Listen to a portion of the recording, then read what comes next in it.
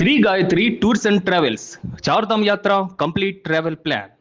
ప్రపంచ రాజకీయాల్లో కొందరు నాయకుల మధ్య ఉండే స్నేహం కేవలం దౌత్యపరమైన చర్చలకే పరిమితం కాకుండా సోషల్ మీడియాలో సరికొత్త ట్రెండ్స్కు వేదిక అవుతుంది.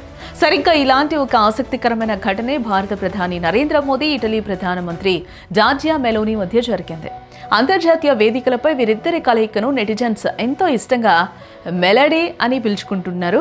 అయితే ఈ మెలడీ కాంబినేషన్ కేవలం లైకులు, కామెంట్లకే పరిమితం కాలేదు. ఒక చిన్న చాక్లెట్ ముక్క సోషల్ మీడియాలో వచ్చిన ఒకే ఒక్క పోస్ట్ భారత స్టాక్ మార్కెట్లోని ఒక కంపెనీ షేర్లను ఒకే రోజులో ఆకాశానికి ఎత్తేలా చేశాయి. వినడానికి వింతగా ఉన్న ఇన్వెస్టర్ల పొరపాటు కారణంగా ఒక సంబంధం లేని కంపెనీ షేర్లు బుధవారం ట్రెండింగ్లో ఒక్కసారిగా అప్పర్ సర్క్యూట్ను తాకడం గందరగోళానికి దారితీసింది. ప్రధాని నరేంద్ర మోదీ ఇటలీ పర్యటనలో ఉన్నప్పుడు ఇరు దేశాల ద్వైపాక్షిక చర్చలకు ముందు పీఎం మెలోనీ ఆయనకు ప్రత్యేక రాత్రి భోజనాన్ని ఏర్పాటు చేయడంతో పాటు ప్రపంచ ప్రసిద్ధ కొలిసియంను సందర్శించేలా ప్లాన్ చేశారు. ఈ పర్యటన ముగిసే సమయంలో ప్రధాని మోదీ ఎంతో సుపరిచితమైన భారతీయ బ్రాండ్ మెలడీ చాక్లెట్ ప్యాకెట్ను మెలోనీకి బహుమతిగా ఇచ్చారు. ఆ మధురమైన క్షణాన్ని జార్జియా మెలోనీ చిన్న వీడియో రూపంలో సోషల్ మీడియా ప్లాట్ఫామ్ ఎక్స్లో పంచుకుంటూ ఈ అందమైన బహుమతికి ధన్యవాదాలు, మెలడీ నిజంగా చాలా చాలా మంచి టోఫీ అని రాసుకొచ్చారు. ఈ పోస్ట్ కాస్త క్షణాల్లో వైరల్గా మారి నెటిజన్లలో విపరీతమైన క్యూరియాసిటీనే పెంచేసిందని చెప్పుకోవచ్చు. Prime Minister Modi brought us a gift, a very, very good toffee. Melody. ఈ వైరల్ వీడియో తెచ్చిన క్రేజ్తో గూగుల్లో మెలడీ చాక్లెట్ ధర, పార్లే షేర్ ప్రైస్ అనే వెతుకులాటలు ఒక్కసారిగా వెల్లువలా దూసుకొచ్చాయి. ఇక్కడే అసలు ట్విస్ట్ చోటు చేసుకుంది. మెలడీ చాక్లెట్ అనగానే అందరికీ గుర్తొచ్చేది పార్లే బ్రాండ్. దీంతో మార్కెట్లోని కొందరు ఇన్వెస్టర్లు ఉత్సాహంతో స్టాక్ మార్కెట్లో పార్లే పేరుతో ఉన్న కంపెనీ కోసం వెతికారు. వారికి బాంబే స్టాక్ ఎక్స్చేంజ్లో పార్లే ఇండస్ట్రీస్ అనే కంపెనీ కనిపించింది. ఇంకే ఉంది, మెలడీ చాక్లెట్లు తయారు చేసే కంపెనీ ఇదేనని భ్రమపడి ఇన్వెస్టర్లు ఎగబడి ఆ షేర్లను కొనడం ప్రారంభించారు.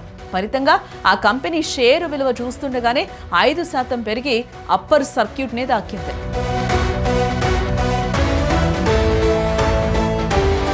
కానీ ఈ మొత్తం వ్యవహారంలో ఇన్వెస్టర్లు ఒక అతిపెద్ద పొరపాటు పడ్డారు. వాస్తవానికి మనందరం చిన్నప్పటి నుంచి తినే melody, Parle-G, Monaco, hide and seek వంటి పాపులర్ ప్రొడక్ట్స్ను తయారు చేసేది పార్లే ప్రొడక్ట్స్ అనే సంస్థ. ఇది ముంబై ప్రధాన కార్యాలయంగా పనిచేసే ఒక ప్రైవేట్ లిమిటెడ్ కంపెనీ అన్నమాట. ఇది స్టాక్ మార్కెట్లో అస్సలు లిస్ట్ అవ్వనే లేదు. దీని షేర్లు ప్రజలకు అందుబాటులో లేనే లేవు కదా. మరి 5% పెరిగిన పార్లే ఇండస్ట్రీస్ ఏంటంటే దానికి ఈ చాక్లెట్ కంపెనీతో ఎలాంటి సంబంధము లేదు.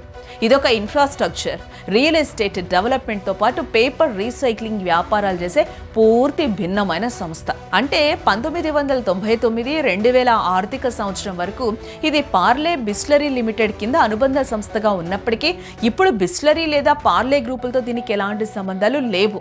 ప్రస్తుతం ఇది పూర్తిగా పబ్లిక్ ట్రేడెడ్ కంపెనీగా నడుస్తోంది. ఈ అనూహ్యమైన లాభం పార్లే ఇండస్ట్రీస్కు తాత్కాలికంగా ఉపశమనాన్ని ఇచ్చినప్పటికీ ఈ కంపెనీ ఆర్థిక పరిస్థితి ప్రస్తుతం అంత ఆశాజనకంగా ఏం లేదు. గత కొంతకాలంగా భారత స్టాక్ మార్కెట్లలో జరుగుతున్న భారీ పతనాల కారణంగా ఈ స్టాక్ తీవ్రమైన ఒత్తిడిని ఎదుర్కొంటోంది.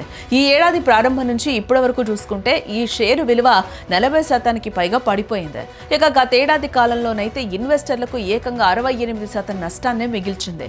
అలాంటిది వ్యాపార వృద్ధి వల్ల కాకుండా కేవలం అంతర్జాతీయ నేతల మధ్య జరిగిన ఒక సరదా చాక్లెట్ మార్పిడి, నెటిజన్ల కన్ఫ్యూజన్ వల్ల ఈ షేర్ ఒక్క రోజులోనే లాభాల బాట పట్టడం స్టాక్ మార్కెట్ చరిత్రలోనే ఒక విచిత్రమైన ఘటనగా మిగిలిపోతుంది.